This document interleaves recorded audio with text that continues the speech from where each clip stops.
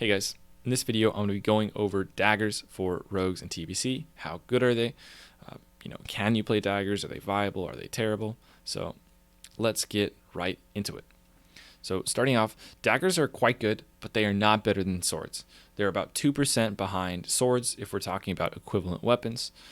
The best swords versus the best daggers, similar item level, all that kind of deal. Despite the fact that it is so close, it's only 2%, you're going to see the overwhelming majority of players using swords. And the reason for that in TBC is because swords are just much easier to get than they were in Classic.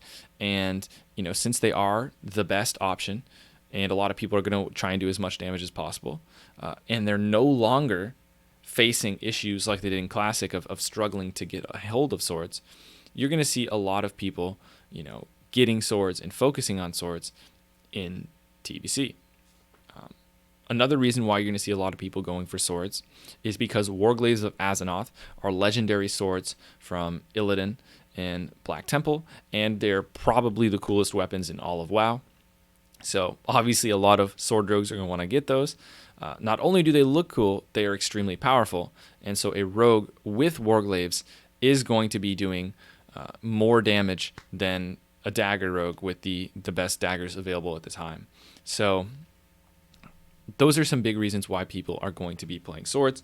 It's just slightly better, and for a lot of people there's no real reason that they feel they have to play daggers.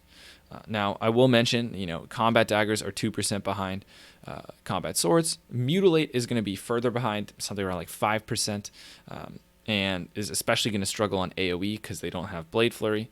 But it's still viable, still something you can play. And honestly, I think it would make more sense to play Mutilate than Combat Daggers, because Combat Daggers is basically the same thing as Combat Swords. You're just playing daggers. Whereas Mutilate has a different playstyle and is actually pretty fun. So I think it would make sense to play something like Mutilate, just, spice things up, pretty fun rotation. But all in all, the main takeaway, I guess, in watching this is if you've played combat daggers for all of Classic just because it was the only thing you could get your hands on, it might be worth trying to play combat swords in TBC because, you have the opportunity to do so. And I know a lot of people already, have their mind set that they are a dagger rogue and that's just what they are. But, I would keep in mind that, a lot of you guys that are dagger rogues were forced into that, and, you might enjoy, playing swords. So on to PvP. The best PvP spec is going to be Hemo, and that is not going to be using a dagger in your main hand.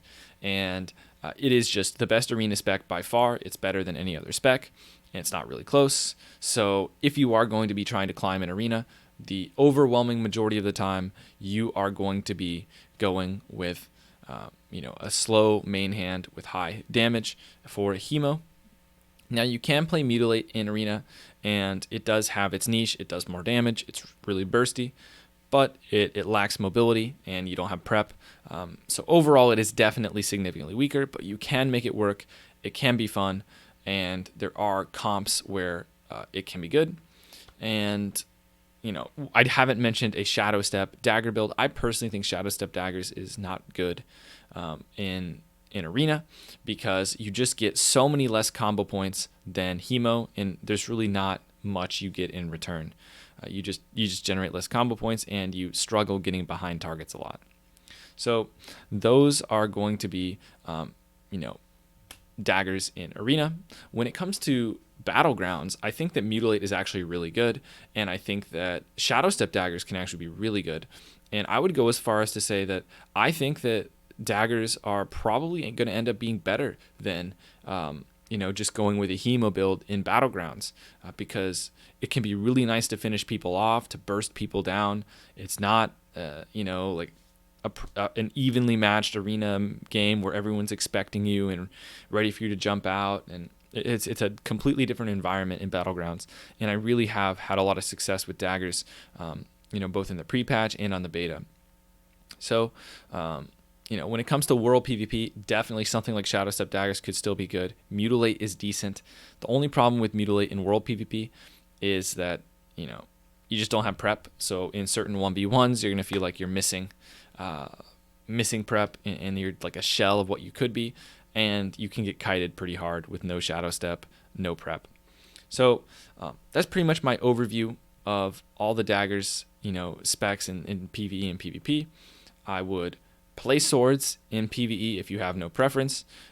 If you want to play daggers for fun, you're not going to be very far behind, but you might miss out on something like Warglaves. When it comes to PvP, Hemo is the go-to spec for PvP, so a lot of people are also going to be going for swords in raid and stuff to use in PvP, or maces or claws. So that is the main reason why you're going to see a lot less people playing daggers in TBC, despite the fact they're actually pretty good. So let me know if you guys have any questions, and I will see you guys in the next video.